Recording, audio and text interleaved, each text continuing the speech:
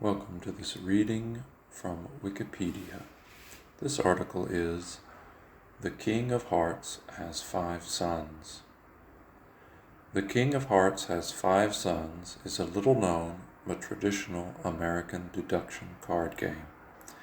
Its methodology is similar to that of the well-known board game of Cluedo, with game historian Bruno Faidutti writing that it may be a predecessor, having been taught the game by an American who recalled playing it in school prior to World War II. The following rules are based on Faidutti and Brannan. The King of Hearts Has 5 Sons is best played by 4 or 5 players. The game uses the 12 court cards, 4 jacks, 4 queens, and 4 kings, as well as the 10 heart cards, ace through 10. Before the game begins, the 12 court cards are shuffled, and 1 card is removed from them at random and placed down in the middle of the table, without any player seeing its face. Likewise, the 10 heart cards are shuffled and 1 is placed on the table. The remaining 20 cards are then shuffled together and dealt to each player. The game itself resembles Cluedo. The aim is, through skillful questioning and logical deduction, to work out which 2 cards, 1 court card and 1 numbered heart, are face down in the middle of the table. The first player begins by asking the neighbor to their left to reveal certain cards.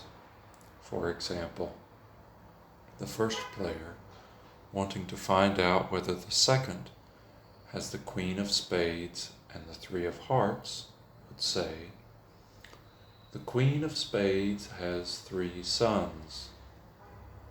If the neighbor has both, either one of them is shown in such a way that only the questioner can see it.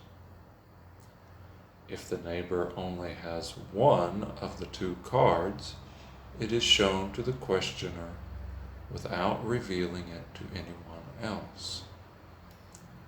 Lacking both cards, the neighbor repeats the question to the next player on the left, in turn, and this continues until a player reveals 1 of the 2 cards.